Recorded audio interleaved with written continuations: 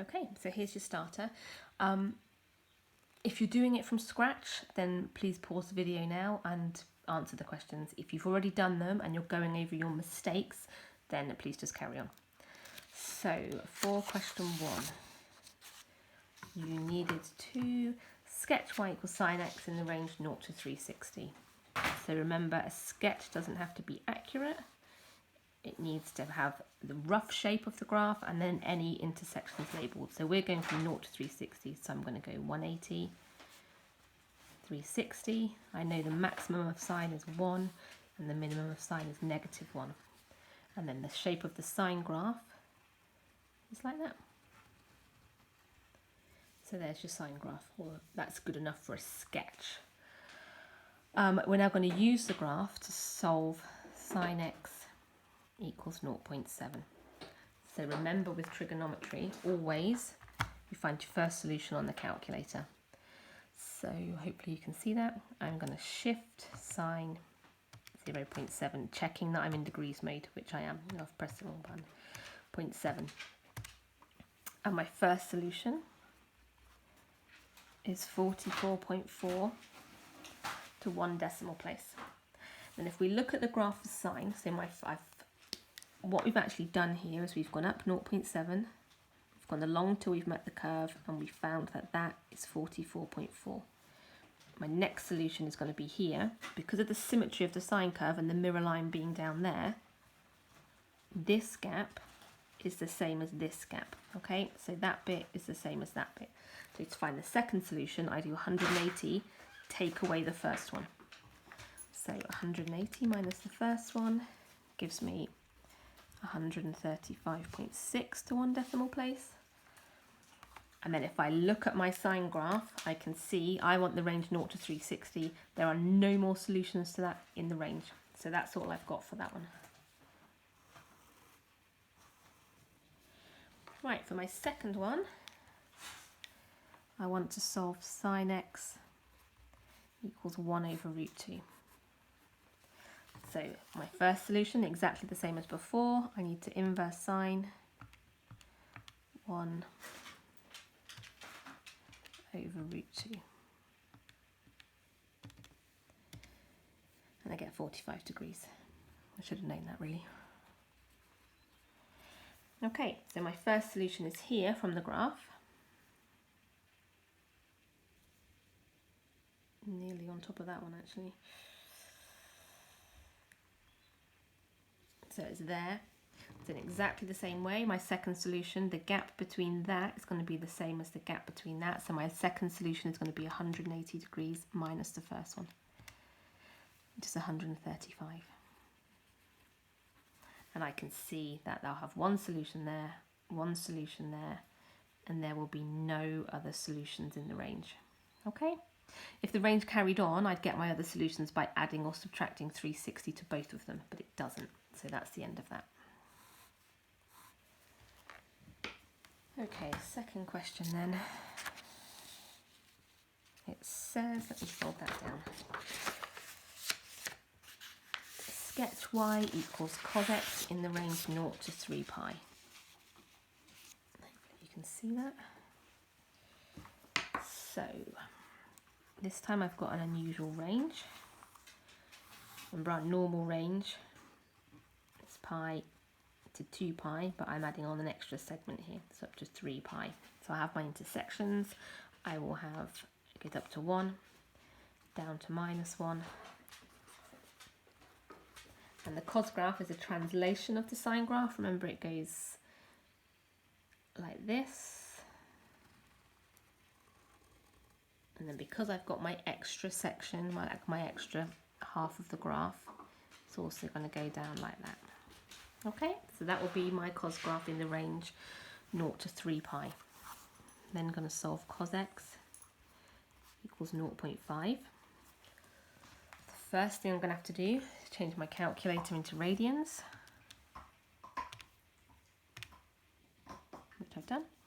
And then we got our first solution by inverse cosing a half, which is a pi over 3. Now, for the cos graph, I always do this is how I taught you. I imagine the graph is like that. The symmetry of the graph is here. So if one solution is pi over 3, which should be about here, the other solution is minus pi over 3, just because of the symmetry of the graph. So my first solution is pi over 3. My second solution is whatever the first one is, a negative version of it. And then we find all other solutions in the range by adding 2 pi to it. So if I add 2 pi to pi over 3, I get 7 pi over 3. And if I add if I add 2 pi to negative pi over 3, I get 5 pi over 3. And looking at my graph, I've got pi over 3, minus pi over 3, 5 pi over 3, and 7 pi over 3. You can see that adding anything else on is going to take me out of the range, and also this one is not in the range. I had to use it in my working out because I needed that one to be able to find that one, but it's not part of my final answer. So my answer is pi over 3, 5 pi over 3, 7 pi over 3. So that's my answers for those. And then for my second one, I can probably just squash that on here. I need to solve cos x equals 1.2. Well, straight away I can see that that's not possible because the cos graph only goes between 1 and negative 1. So it's not possible to solve, to inverse cos 1.2. So this one has no solutions. And that's the end of that. And then if we look at question 3, just fold the paper over again. Hopefully you can see. I'm hungry to start dinner before 5 o'clock. Oh, you're on that. Sorry, if you did miss that, my husband is hungry. He's going to start dinner for about 12 o'clock. It's 5 o'clock. So there you go. That's what's happening in our house right now.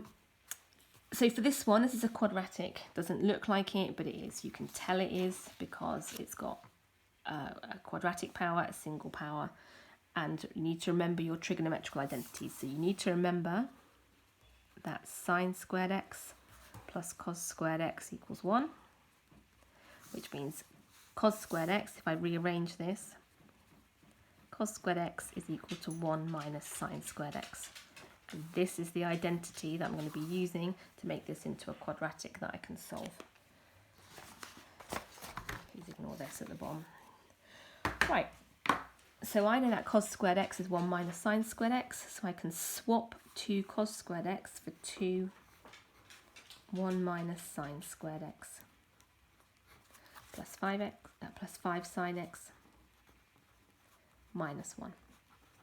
If I multiply this out, I get 2 minus 2 sine squared x plus 5 sine x.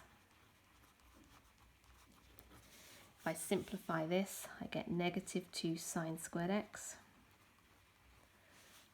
plus 5 sine x minus 1. Oh, I've done this wrong. That's not the question I wanted to make up. Oh, well, never mind, it'll be fine. Minus 1 plus 2 is plus 1. Oh, maybe it is. Can't remember. I don't like to factorise things with a negative in. I suspect a lot of you don't either, so I'm going to times the whole thing by minus 1.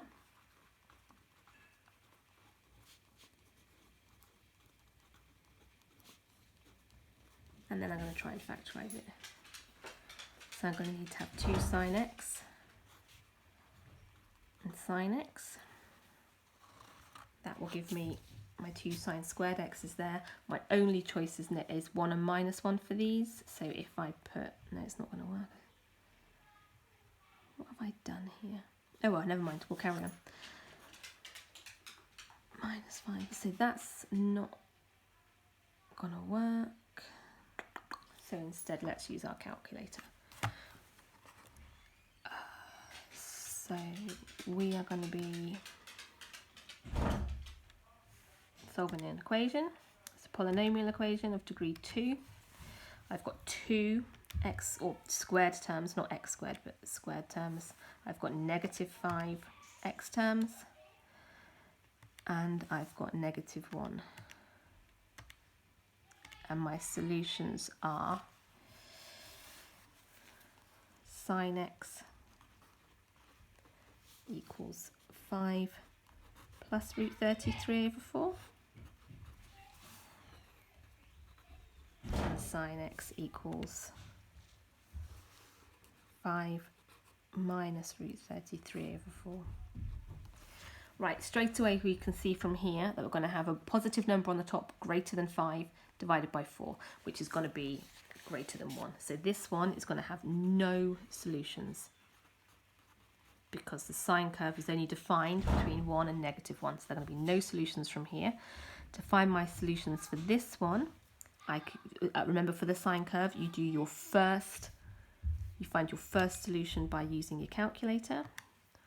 I'm still in radians, so that's okay. So I need to inverse sine 5 minus root 33 over 4. And my first solution is minus 0.187.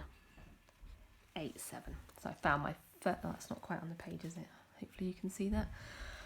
So I found my first solution there. So remember for sine, you do your second solution by doing 180 or pi minus the first solution. So I'm going to do pi, subtract that solution, which is going to give me 3.329. And then for all other solutions in the range, you add or subtract 2 pi. Well, this one is out of the range, so I'm definitely going to need to add 2 pi for that one. So if I do negative 0.187 plus 2 pi, I get 6.096. And if I added 2 pi to this solution, I would be out of the range. So I had to have this solution. I needed that in my working to work this out, but it doesn't form part of the answer. So my answers, I'm out of paper, so all I'm going to do here is underline the ones that are the actual answers. This is the answer, and this is the answer. I needed that one to work out this one, but it's actually out of the range, so it doesn't form part of my solution. There you go, there's your starter done.